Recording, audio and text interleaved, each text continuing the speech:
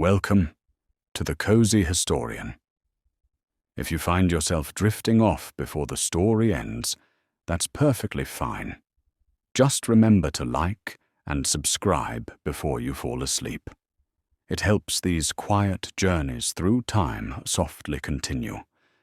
And before your eyes grow heavy, tell me in the comments, what time is it where you are?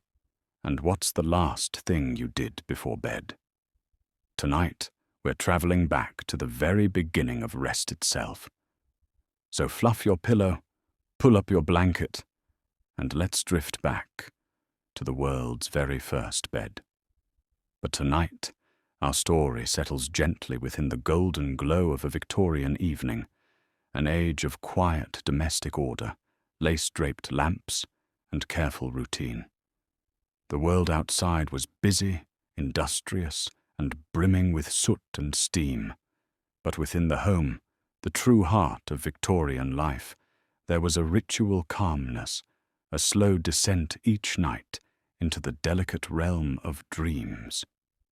As the sun sank behind the tall, smoky roofs of London, a hush began to fall across its neighbourhoods. The gas lamps along the streets flickered into life with small pops of flame.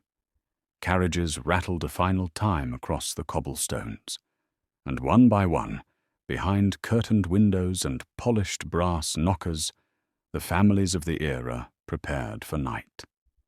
In a modest townhouse, the air was filled with faint traces of lavender and beeswax. The drawing-room clock chimed 8, and the evening rhythms began. The housemaid, her cap starched and her apron freshly pressed, glided softly from room to room. She extinguished the lamps not needed, trimmed the remaining wicks, and drew the curtains closed against the chill. Upstairs the bedrooms waited, each one a small sanctuary of order and comfort. The Victorian bedroom was not a place of leisure as we know it now.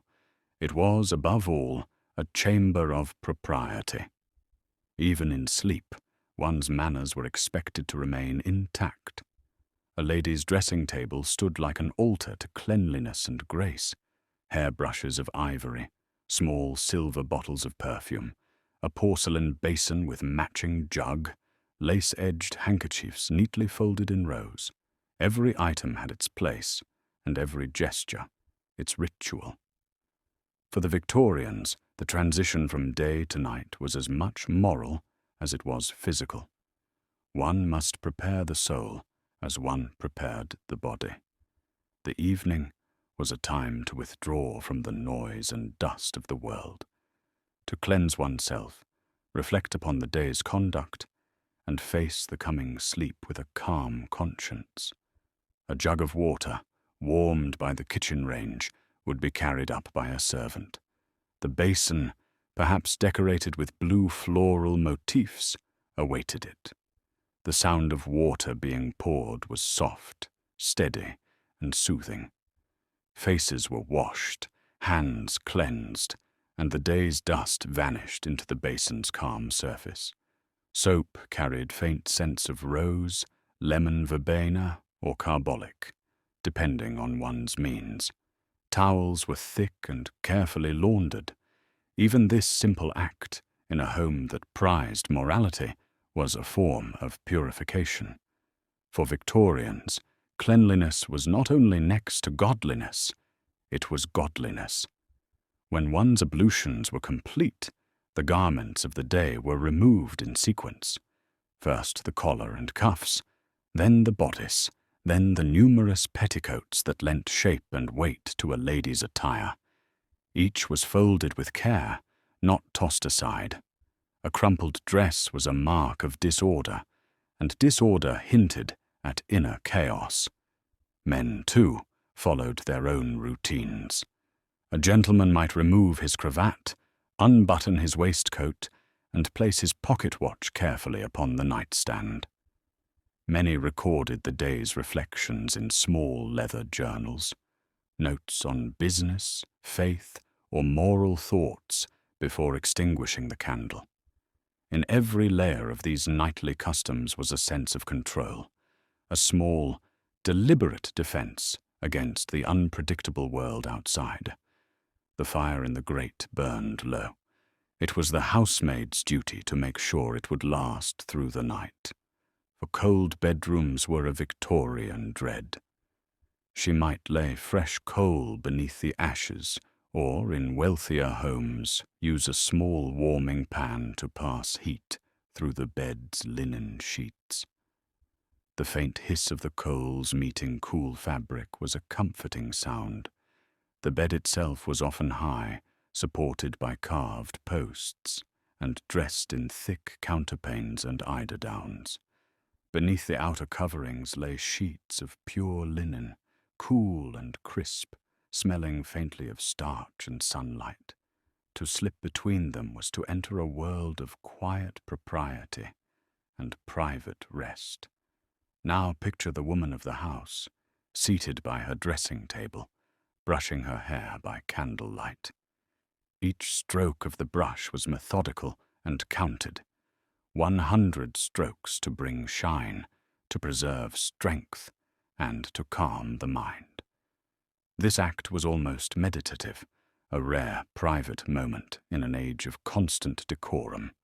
Hair, in Victorian thought, carried moral as well as sensual weight. It was a symbol of virtue, purity, and health. The soft rhythm of the brush, the glow of the candle, the whisper of the night air through lace curtains, all combined to form a scene of deep, tranquil beauty. In smaller homes, families shared rooms or even beds. Children nestled close to parents, lulled by the faint ticking of the mantel clock or the low crackle of embers. In more modest dwellings, a tin basin might serve where porcelain could not, and the water was not warmed, but fetched cold from the pump. Yet even here, care was taken to maintain dignity and ritual. The poor often mirrored the manners of their social betters, finding solace in imitation and pride in cleanliness. Elsewhere in the city, the same moonlight touched all roofs alike. In grand houses, heavy velvet curtains were drawn against it. In simple lodgings, it poured freely across the floorboards. But everywhere, the human desire for rest, for peace, was the same. It is said that Victorians viewed sleep not merely as recovery, but as moral renewal. To sleep well was to have lived rightly. To suffer nightmares, unrest, or insomnia was sometimes seen as a sign of guilt, anxiety, or spiritual imbalance. Thus, many turned to prayer before bed, kneeling by the bedside or reciting verses quietly while the candle guttered. Children were taught small rhymes. Now I lay me down to sleep. I pray the Lord my soul to keep. Words that mingled comfort and a curious awareness of mortality. For even in their calm domestic world, death was a constant presence. Illnesses of the night, fever, cholera, or tuberculosis, often struck silently. Hence, every evening, ritual carried the unspoken hope of waking again to the morning light. The final moments before sleep were suffused with stillness. The air cooled. The candle was pinched out with a small brass snuffer, leaving behind the faint scent of smoke and wax. The darkness, far from frightening, was intimate, a velvet embrace of privacy and peace. Across the city, the faint hum of London softened. The horse-drawn carriages ceased. Somewhere, a night watchman's bell told the hour, and in that deep quiet, the Victorian household slept. But not all were resting. In the servants' quarters, beneath the fine bedrooms of their employers, sleep came later. A maid might still be folding linens or blacking boots for the morning. In tiny attic rooms, young women with aching hands wrote letters home by candlelight. Their rest was brief, yet they too performed their nightly rites. A quick wash, a whispered prayer, a weary sigh. Even the humblest chamber could hold the sacred rhythm of preparing for bed. In the countryside, where gaslight gave way to moonlight, the same rituals played out under simpler stars. Farmhouses glowed faintly with lamplight, crickets sang in the hedgerows, and the last embers in the hearth were covered to smoulder until dawn. The world was quiet, wrapped in soft shadows and sleep. It is remarkable how such rituals endure. Though the world has changed, though our beds hum with electric warmth, and our light comes not from wax but from glass and filament, still, the act of preparing for rest carries a similar grace. We brush our hair, we cleanse our faces, we dim our lights, and we exhale the day. Perhaps the Victorians, for all their formality, understood something timeless, that rest is not earned through exhaustion, but through ritual, through small, tender acts that tell the body it is safe to surrender. And so, imagine yourself there, in that gentle, lamplit room. The fire's glow flickers against floral wallpaper. The scent of lavender lingers in the air. The night is quiet, patient, and kind. The woman at the dressing table finishes her final brushstroke. She sets the comb aside and gazes into the mirror, not out of vanity, but reflection. Her eyes grow soft with fatigue. The candlelight trembles, painting her features in gold. Behind her, the bed waits, wide, white, and welcoming. She snuffs the candle, and the world falls to velvet shadow. Outside, the fog curls around the gas lamps.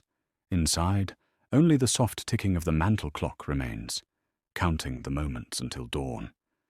And so, dear listener, we leave the Victorians in their sleep, their homes warm, their hearts still, their dreams quietly turning like pages in a storybook.